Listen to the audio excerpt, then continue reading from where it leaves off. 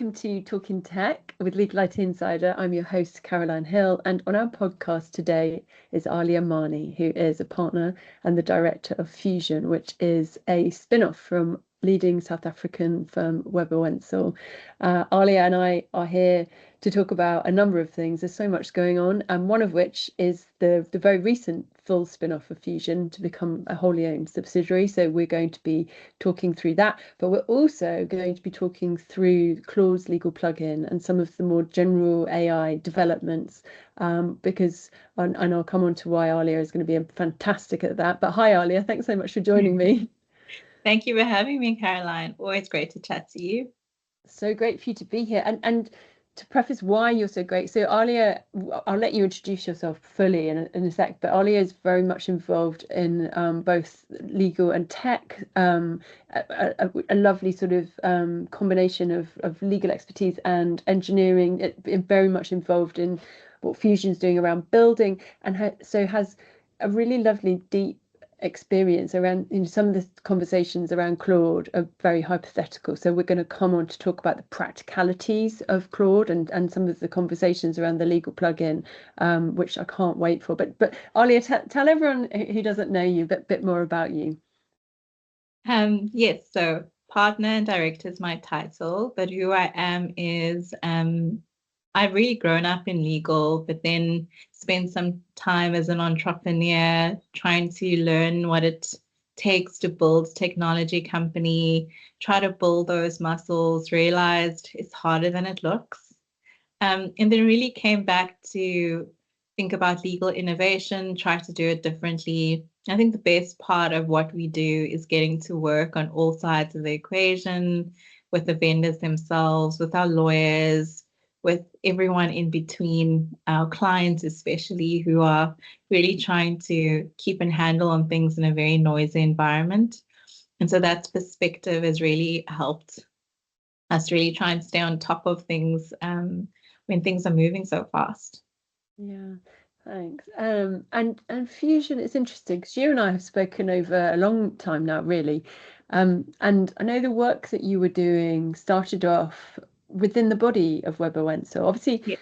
Webber Wentzel's, I'd say really innovative firm. And you've been doing stuff with tech inside the body of the firm for a really long time. Mm-hmm. Maybe just tell us a little bit about that, the backdrop of that. Yeah. We always like to say, or the tagline is, innovation is part of our DNA, but the reality is that the firm has really been trying to do that in practice. So back in the day, we were the first to adopt Luminance before AI was even as big as it is now. We started a alternative legal services provider unit within the firm. We did an incubation for startups. We've been doing lobbying and doing things that on the face of things is not easily aligned to our business model, but because it made sense for our market and because clients demanded it and needed it, or the ecosystem required it, we did it anyway. And I think part of that is really testing what's out there, being on the front lines and in the trenches. It's always been what we are, and who we've tried to be. And I really hope that that's what we'll continue to do. And part of that, we also like to say, is really staying humble enough to be and agile and being willing to move and change as things grow. So Fusion, as you can imagine, would have started off being an ALSP, trying to do new law, but where the market has pushed us in our space is to be more legal tech advisors and advise them on this tricky balance of legal innovation strategy that's going to achieve an ROI even 12 months from now. Easier said than done, because people are skeptical. There are a lot of hidden costs, and there's a paradox actually inherent in all of this, as seductive as AI is right now. And also working really with vendors. That's really changed how we frame and focus Fusion, is working directly with vendors, and then trying to build where we can on top of those platforms and all platforms, and bridge the gap between law and technology in our firm. Yeah, thanks for that. So you've let's talk about the spin-off. So, and I want to come back to, what you were talking about, lots of things really to unpack around ROI, and then perhaps a little bit more about your tech stack and working with vendors and how things have changed. But so the sort of the recent news was that you've spun off Fusion Yeah. to become independent, and I'm kind of fascinated by that. I feel like it's a great move. It gives you the freedom. It's always difficult within the body of a law firm, any law firm, to have a kind of innovation arm. So talk me through, I know you're wholly owned as well, though. So just talk me through the actual spin-off, like what it is and what you're hoping to achieve by doing that. Yeah. I think it ultimately comes down what you said, it's agility, but really having a model that's built and ready for what's coming next. We don't know everything that's coming next, but we certainly know that AI is going to be a part of it. And the economics and the pricing models and the way of operating is a different speed and a different, I guess, metabolism to how a law firm would normally operate. And law firms, we get a lot of, how do I say this nicely, flack, I suppose, for the billable hour. But it's not, some clients still want the billable hour. And it's been an institution that's been around for years and years, and trying to unscramble that egg, which sometimes works for many people, is a difficult one, right? And we know that time-based pricing doesn't work for an outcomes-based products or technology products, and how you sell those products, how you market those products, how you adopt those products is very different to kind of the client-led advisory function of a law firm. So we wanted to have a business that is reflective of the work to be done, and that also requires an operational corporate structure to do that. There's, of course, talent, being able to attract more and different talent, build that talent. There's a risk element to it as well. If you want to really experiment and innovate, being able to at least give partners the comfort that if someone ring fence is also a good idea if you can. Some of this is marketing and packaging too, because the partner, and specifically to our partnership, we want that comfort. So it's all those things at once, but really it's saying that we know our clients traditionally wanted this. They're now asking for more things. The clients demand more products, different products, and those products and services are better managed and sold by a subsidiary or separate company. Yeah, so talk us through what the products and services are. And I know that's expanded. With partly it was expanding anyway, and partly through the spin-off, you're going to expand it further. So what's the remit going to be now? Yeah, I think the main difference compared to the division is that we now can sell products directly to clients. So not just a Legora portal or a shared space or hub on Harvey. I mean, Legora, or insert any product in full, right? Through our partnerships, we've negotiated special pricing for the African market, which is important given our exchange rate. So our clients benefit from better pricing, and then which we wrap with additional services, whether it's adoption, whether it's a digital playbook, whether it's a workflow. Through that whole package, they get an ultimately better value proposition. So that's the one thing which, of course, isn't easy to do via law firm. There are other things we're building and expanding and experimenting with, which might be products in of themselves. But our service line continues to include alternative legal services. But I guess the center of gravity is really products direct to clients that they can use themselves, not always without supervision, which I think people expect of law firms, a managed service that includes technology and people and operations. Of course, that must continue. In addition, we're saying, we know you want it directly in your hands. We want you to be able to do it responsibly. We want it to become operational and easy to use. We want to be able to have adoption, but not just for adoption's sake, adoption that means that your business feels the tangible value in real terms. And you're not just creating more work for yourself. Yeah. So this is to help them. So you've got a law firm that I feel like they're trying to map everything out, or they should be anyway, in terms of where it's a tech thing, where it's a legal service, where it's a legal advisory thing. So would you help them with that? You would help them sort of with the whole gamut. So you'd say, okay, they might come to you, and you say, we can kind of help process map almost, so that they're making sensible choices. Exactly. So we start with the in-house team, and we say where you're at, what is your business about, who do you serve, what matters to your business today. We want to establish the baseline. We understand the problem. We all say that, right? Start with the problem. Start with the use. But it's true in many respects, because that creates that focus and clarity, because you can do many things. You can buy many products. You can try and build, especially with the very innovative companies. They have very fancy engineering teams that could do almost anything, but should they?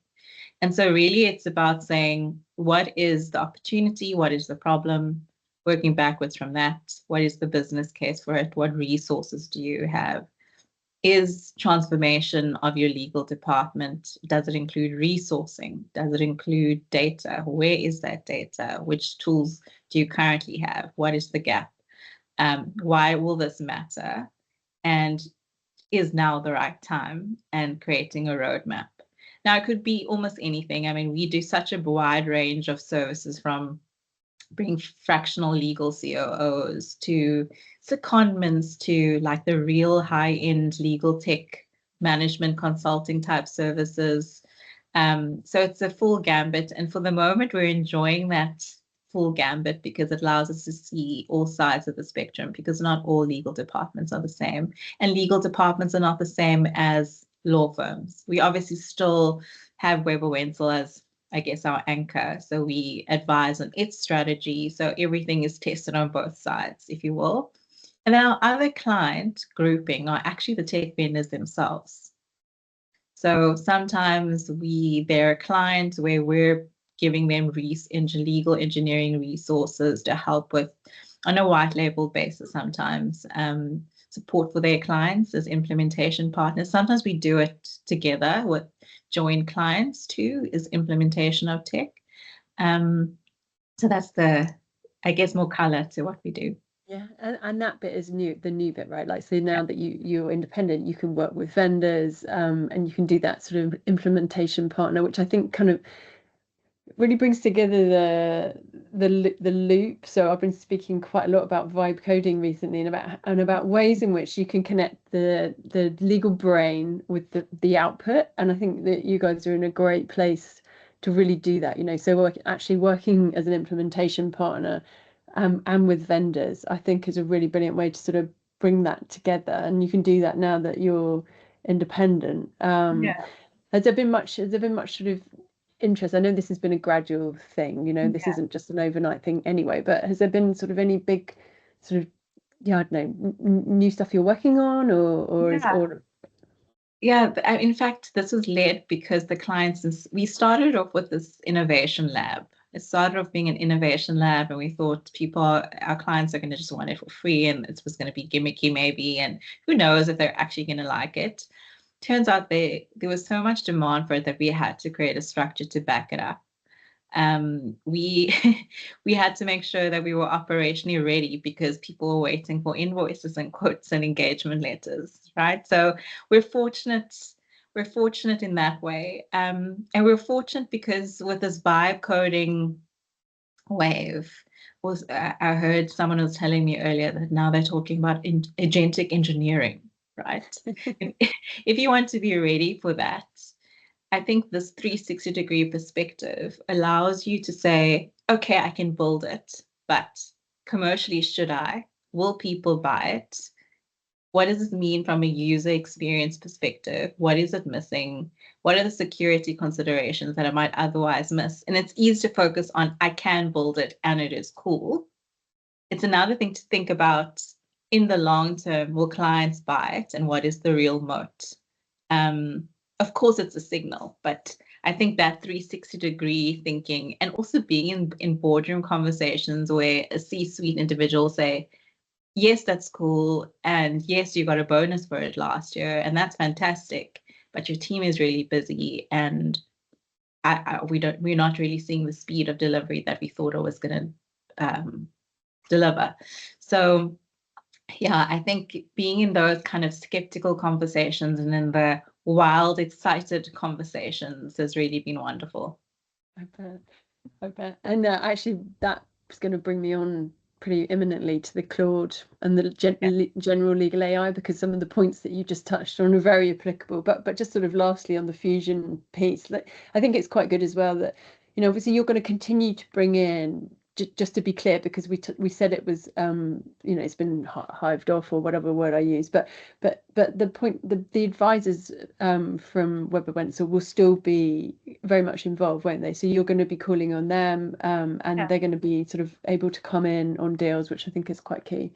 No, absolutely key. In fact, we have a group offering. We've got legal AI experts who advise on the law of AI, and then we advise on the operations and tech side of legal AI. And then there's a collective that's supposed to be mutually reinforcing. So we often go to market together and we deliver mandates together. And I think that's important and necessary, and hopefully the cohesiveness of it and the end-to-end nature of it is a differentiator. Yeah. On the point that you started to raise about a moat and the sort of people sometimes not being completely clear about their capacity and all of these sort of very practical things with Claude. So I know that you and I have talked about the kerfuffle. That's a very minor way of describing what's happened when they tanked the legal software market with the legal plugin. And actually it's caused an extraordinary amount of attention, and in terms of listed legal software, it's had a big impact. And I know that it'd be great to talk to you about the practical side of things, because people seem to think, and I don't want to downplay it, because I have spoken to someone in-house.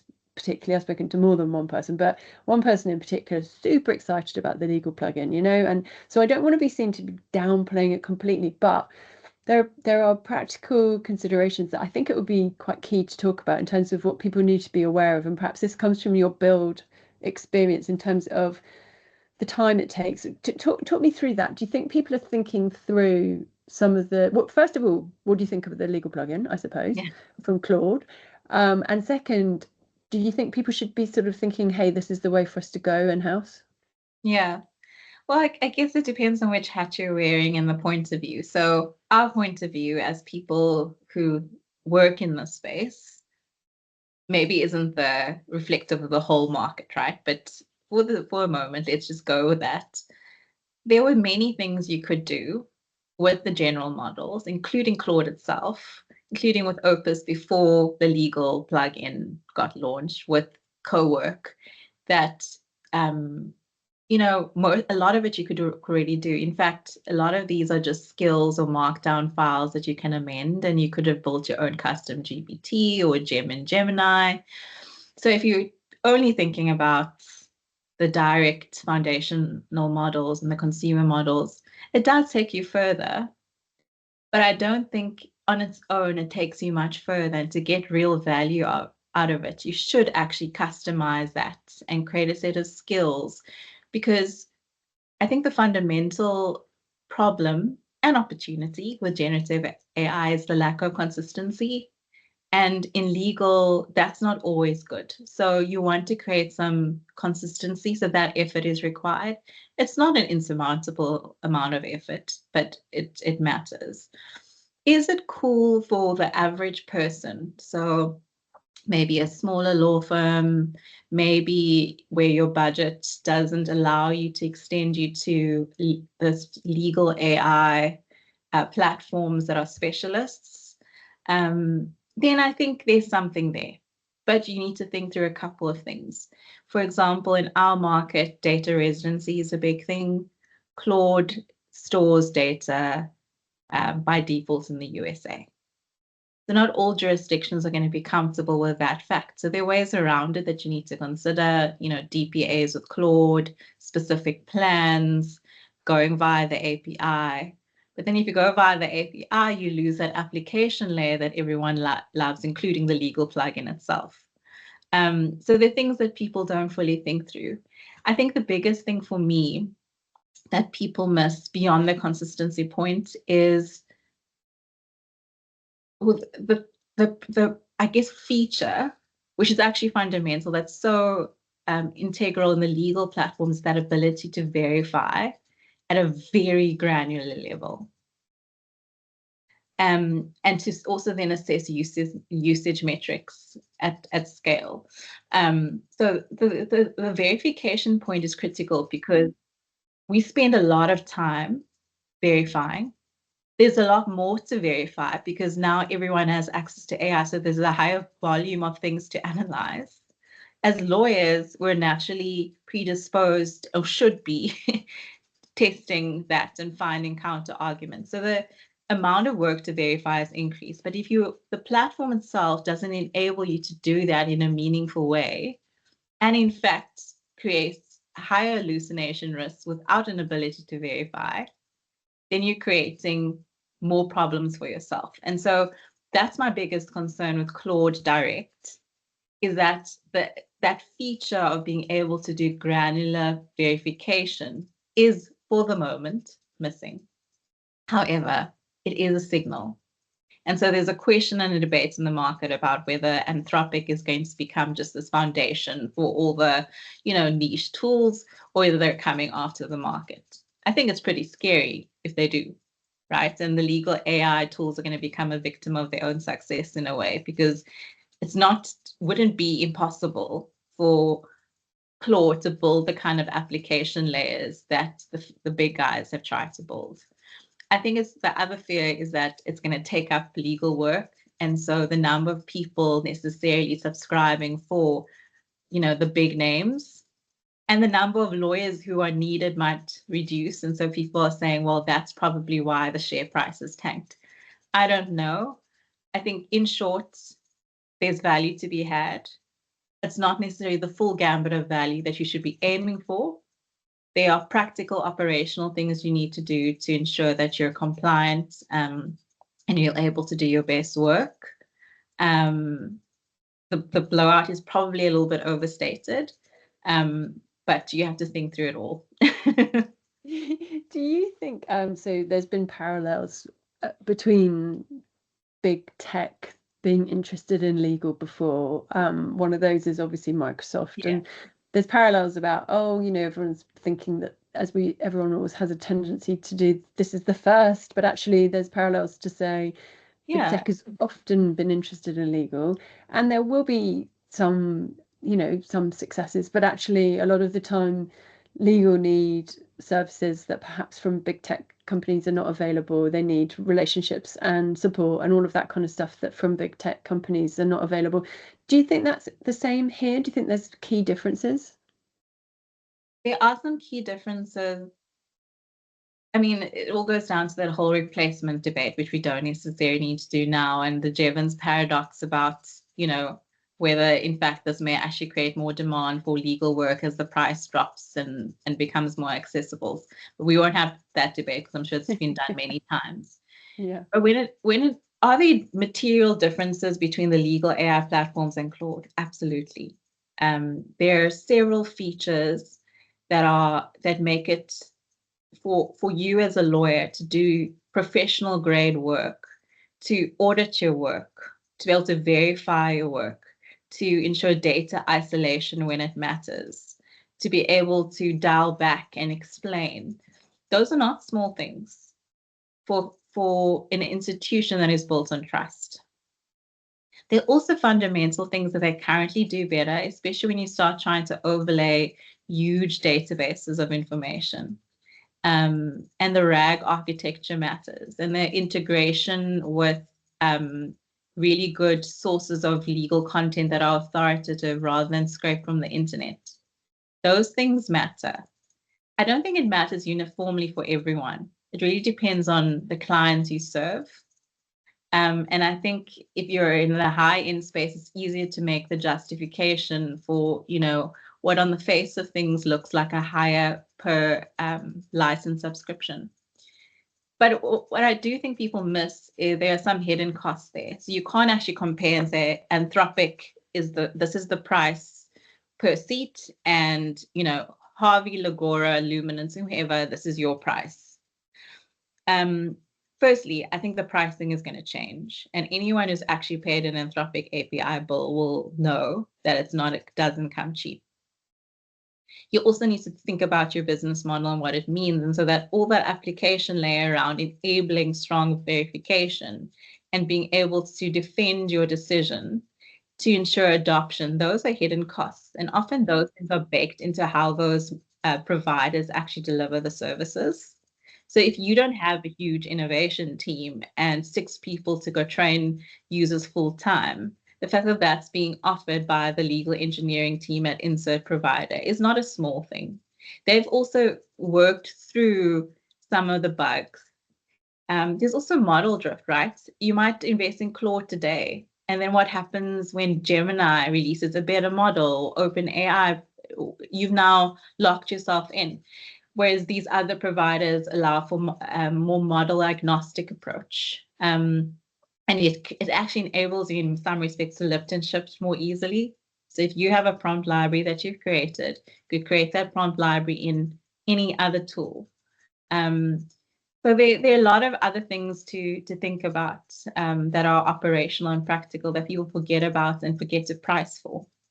Yeah, I think there is that temptation, isn't there, to compare just the two costs, so obviously the legal AI tools are expensive, and I don't know what will happen. You think over time, hopefully costs will come down. But anyway, I know they're really out of a lot of people's budgets. But then to compare them with the straight sort of the cost of the legal plugin, it doesn't account for, like you said, the time that and all sorts of other investment that it will take in order to sort of create the output that you're in the way that you're describing with the auditability, etc., etc.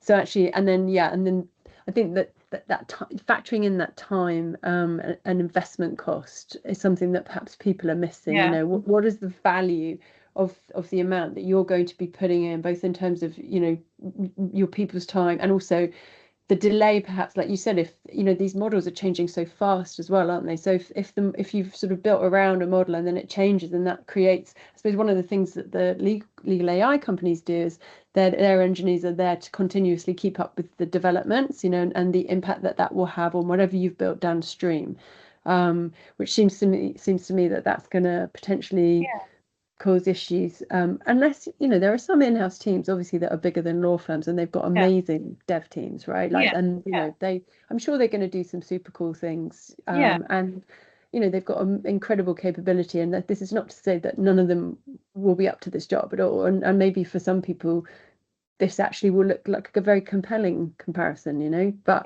and I know a lot of people in-house seem to be attracted by using general GenAI models. That was something that came out at Clock, which I was quite interested in. There seem to be, but it's fascinating, isn't it? It's just a case of factor it, make sure you've done your full, you're fully aware of you've factored everything in terms of whether it's actually cheaper.